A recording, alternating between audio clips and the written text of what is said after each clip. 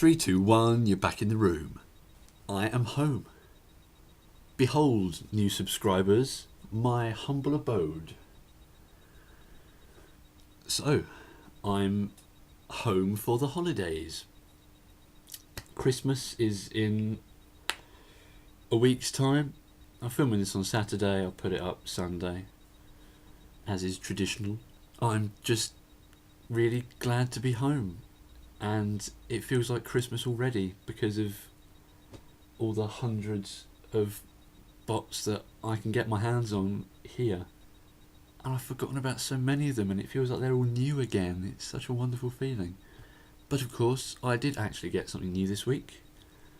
On Monday, me and some of the guys from uni jumped in the car and went to Toys R Us, because we're men.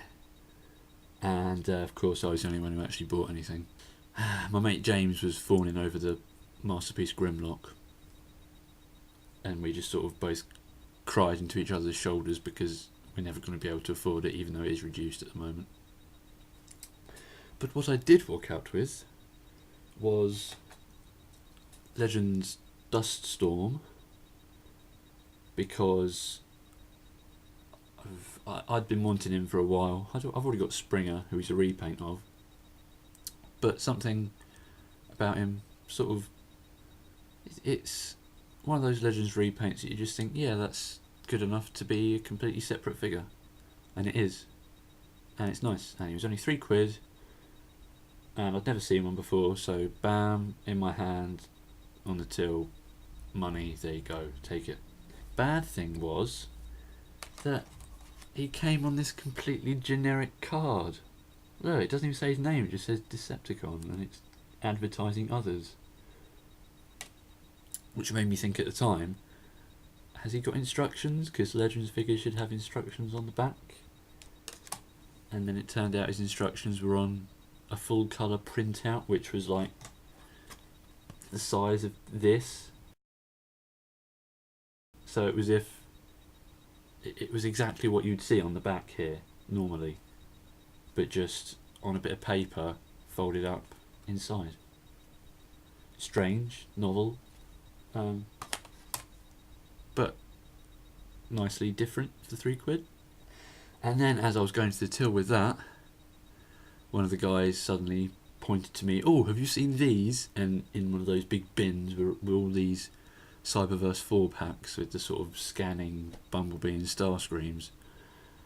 And I saw the price and I realised I wouldn't have another chance to actually get to Toys R Us before Christmas, and thought, impulse buy!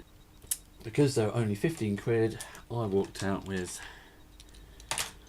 more bloody Bumblebees.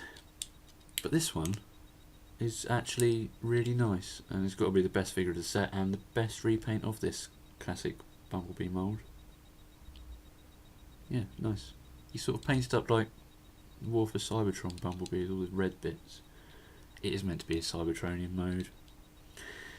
It's not really well done really, but it's clever. A nice little repaint. It's got some nice shiny bits on him in robot mode, like that. And funny scanning Starscream with entirely see-through legs. But I must say, but both this Starscream and this Bumblebee have got hands to hold weapons, which they did come with. One of them was a repaint of I've got Robot Master's wing stun, and he's got the same gun. And then the other one was like some little tiny generic Tommy gun. I've got no idea what that's from. It could be a G.I. Joe figure for all I know. And then of course the last figure in the set is this repaint of Cybertron Starscream as Cybertronian Starscream, which is nice. It's got to be the second best figure in the set.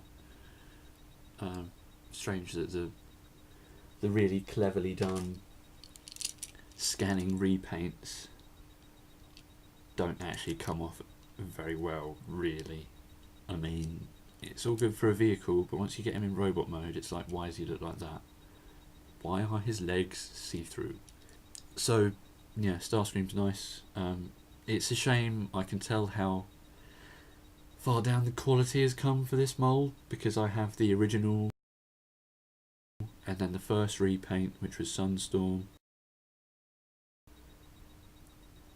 And this guy, I mean, his feet fall off, or one of them does, and his legs feel loose, or looser. The joints aren't floppy, but you can tell a sizable difference in the quality, which is a shame because it means that they're going to have to scrap this mould, I would think, in the next year or two.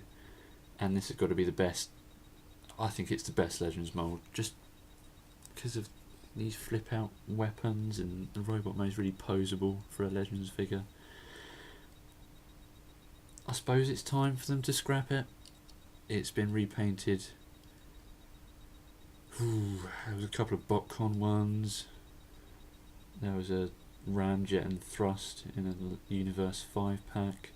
It's been done a lot of times. It probably should be put to bed, but I'd be sad to never have another chance to get one of these, because it is really nicely done.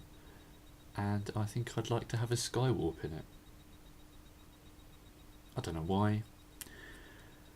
For some reason I tend to think about wanting a Skywarp from nearly every Seeker mould, because I've never got a single Skywarp. I'm holding out for a repaint of the Reveal the Shield Legends Starscream as Skywarp. That'd be nice. Of course Takara can give me that, but I'd have to pay through his nose. So, that's this week's waffle about robots that I done bought at Toys R Us. Next week, as I'm pretty sure you'll know, is actually Christmas on the Sunday. So don't expect a video from me then, because I'll be at my nan's stuffed with beef and just sitting there like, oh, meat. And I'll just be sort of lazily groping whatever new robot I've got on the day. Probably fall asleep with it in my hand and just having some sort of beef dream.